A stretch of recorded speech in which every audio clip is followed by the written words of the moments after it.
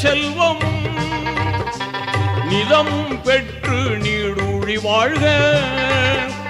ஆண்டவன் அருளால் குழந்தைகள் ஈன்று அறமாய் நபி வழி நடந்து வாழ்க.